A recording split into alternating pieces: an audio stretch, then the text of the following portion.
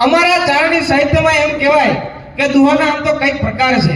સાહેબે મને વાત કરી કે જન્મદિન માટે દુહા, પણ સાહેબ જન્મદિન માટે દુહા સાહેબ માટે તો મારે શબ્દો જ નતા મળતા, એટલે જેવા મળ્યા છે એવા આપની સામે પ્રસ્તુત કરું છું. સૌ પહેલા તો કાઠિયાવાડી દુહાની વાત કરું. એમાં સૌરાષ્ટ્રી દુહા, એ દુહામાં કઈક પ્રકાર હોય, જેમ કે સોરઠિયો દુહો, ઉભત્યો દુહો, મરસ્યો દુહો, આમ કઈક પ્રકાર છે દુહાના. એક તો મહત્વનો દુહો રાફડિયો દુહો, જેનો કોઈ અર્થ જ ના નીકળે, એનું નામ એવું રાફડિયો. રાફડિયો દુહો એટલે કેવો કે જોને પીપળામાં જોને પટેડો થયો અને એમાંથી રીંગણા ખરે બે ચાર. પીપળામાંથી રીંગણા નો ખરે, પણ પીપળામાંથી ભણે પટેડો થયો અને એમાંથી રીંગણા ખરે બે ચાર. પણ લાંબો લાંબો થઈને લેવા ગયો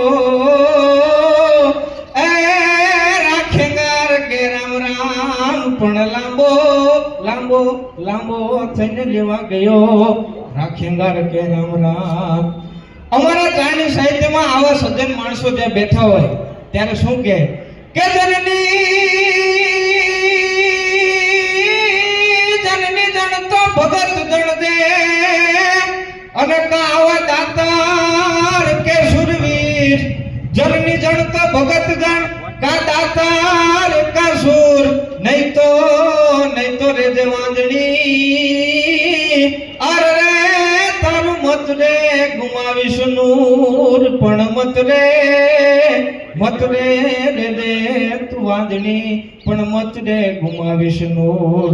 સાહેબના જન્મદિન નિમિત્તે આમ પાવાગઢના આજે ડુંગરના જે વિસ્તારમાં આપણે રહીએ છીએ એટલે મા કાળીને પહેલા પ્રાર્થના કરો કે જોને પાવાગઢથી પર હરી જ રે, જોને પાવાગઢથી પર હરી અને તે તો સોળને સજા શણગાર. પણ કાળી રમવા કારણે અરે જાતો નવરાતો નિર્ધાર. પણ કાળી રમવા કારણે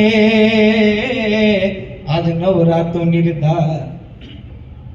અને આમ જે કોઈ આરાધના કરી ત્યાં તો ડુંગરની માળીકોરથી નીકળી ડાળા કરતી, પણ કેવી કે ડુંગરથી દળતી ઘાટ ઉતારતી, ચડતી પડતી આખડતી, એ આવે ઉછળતી જરા ન ડરતી, હરતી ફરતી મધ લડતી અને કિલકારા કરતી જાય ગરજતી.